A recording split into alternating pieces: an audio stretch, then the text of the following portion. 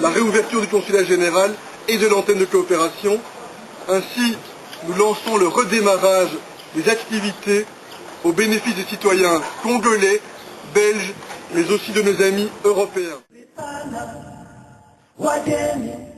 Bon, donc vous êtes officiellement ici pour la réouverture du consulat, mais du point de vue de la coopération et du rétablissement de la coopération avec la RDC, quel type, on va dire, de coopération nouvelle ou classique aimeriez-vous établir avec la RDC? Moi je souhaite que la coopération entre la Belgique et la RDC soit une coopération exemplaire. Ça veut dire que l'on soit obsédé par l'efficacité de l'aide, rechercher l'utilité, rechercher la valeur ajoutée. Et pour ça je pense qu'il faut davantage concentrer nos moyens sur des secteurs où nous avons, en partenariat avec les Congolais, une valeur ajoutée. Et c'est le sens des 3 secteurs prioritaires qui ont été arrêtés pour la coopération gouvernementale.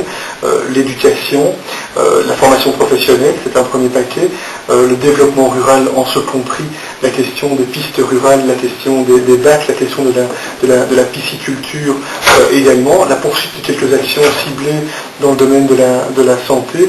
Ça c'est le paquet de secteurs dans lesquels nous allons amplifier les efforts dans les mois, dans les années qui viennent, et en recherchant au maximum une diminution des frais de fonctionnement des projets, une augmentation de l'impact du projet sur le terrain, et essayer aussi de réduire la lourdeur des procédures administratives. Le BDD justement m'a dit, écoutez, essayez de parler au ministre pour lui dire que justement dans la formation professionnelle et dans l'agriculture, on a d'énormes difficultés. Alors la formation professionnelle, est-ce que c'est un appui uniquement aux jeunes qui auraient déjà un certain âge, ou bien on commence au primaire, au secondaire et on continue après? C'est l'éducation et la formation professionnelle, c'est-à-dire que nous voulons prendre en considération le soutien pour l'enseignement primaire, secondaire, mais également pour les métiers professionnels et techniques, essentiellement au moment de l'adolescence d'ailleurs.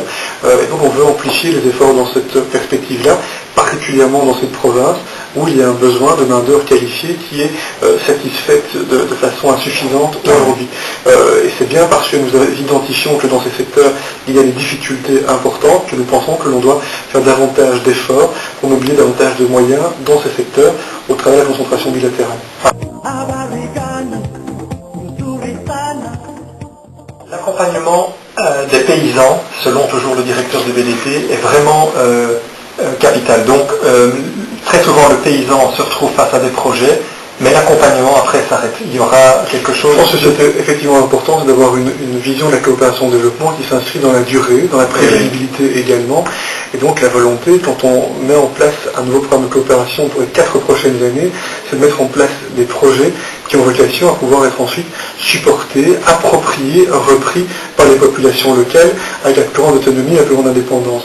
Ce matin, nous avons visité un projet dans le secteur halieutique. La démarche vise précisément à créer les conditions par des investissements, mais aussi par de la formation, pour que le plus rapidement possible, les populations locales, les populations villageoises aient la pleine capacité d'être les artisans dans la durée d'un projet tel que celui-là. C'est le sens de l'appropriation qui ne peut de mon point de vue être simplement une déclaration théorique généreuse, qui doit vraiment se concrétiser dans la manière dont les projets supportés financièrement par la Belgique sont mis en œuvre concrètement sur le terrain.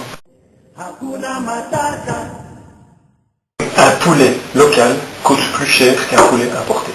Et là, de nouveau, manque total d'accompagnement des paysans, donc ils se rendent bien compte de la valeur du poulet et de ce que ça peut leur apporter, notamment d'un point de vue nutritif. Mais comme c'est mal géré ou que l'exploitation est mal faite, eh bien ça leur coûte beaucoup plus cher.